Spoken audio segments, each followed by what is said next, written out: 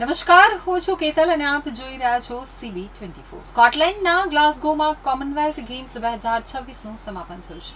હવે આપણા ભારતમાં, આપણા અમદાવાદમાં વર્ષ 2030માં કોમનવેલ્થ ગેમ્સનું આયોજન થશે. તો કોમનવેલ્થ સ્પોર્ટ ફ્લેગ ભારતને સોંપવામાં આવે છે.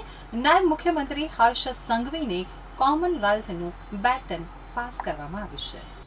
આગામી કોમનવેલ્થ ગેમ્સ 2030નું આયોજન અમદાવાદમાં થવાનું હોવાથી આ વર્ષે દરેક ગુજરાતીનું ધ્યાન ખેંચનાર સ્કોટલેન્ડના ગ્લાસગોમાં આયોજિત કોમનવેલ્થ ગેમ્સ 2026 હાલ 11 દિવસ બાદ પૂર્ણ થઈ છે. એક ભારતીય તરીકે આપણા માટે આ ગર્વની વાત છે.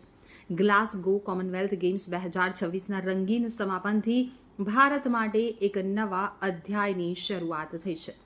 સ્કોટલેન્ડે સત્તાવાર રીતે ભારતને કોમનવેલ્થ ગેમ્સનો ધ્વજ અને દંડુકો સોંપ્યો છે.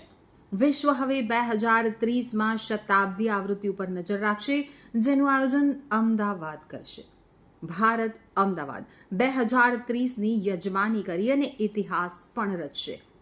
ભારત ઓસ્ટ્રેલિયા પછી એક કરતાં વધુ વખત કોમનવેલ્થ ગેમ્સનું આયોજન કરનાર બીજો દેશ બનશે.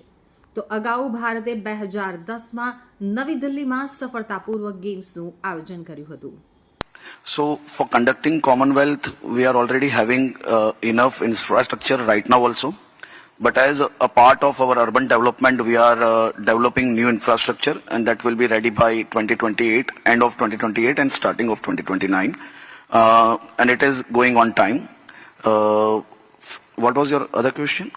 What are your inputs you are taking from here, which will be Obviously, Glasgow is one of the best example for any organizers who are conducting international level games. So Glasgow team has organized these giant games within 18 months.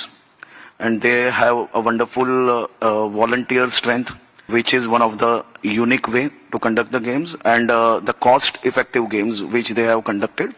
So on behalf of Indian delegation, I have already thanks him, because it is a very good learning session.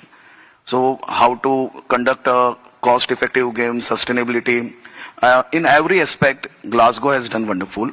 And our whole delegation have attended various sessions with Glasgow team, with Commonwealth Sports.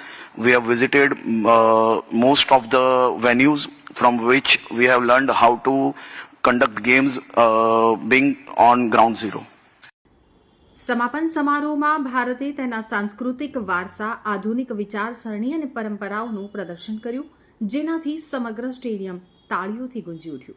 સમારંભના અંતે બ્રિટનના રાજા Charles ત્રીજાના પ્રતિનિધિ એડિનબર્ગના Duke prince એડવર્ડે સત્તાવાર રીતે ગ્લાસગો Commonwealth games 2026 પૂર્ણ થવાની જાહેરાત કરી.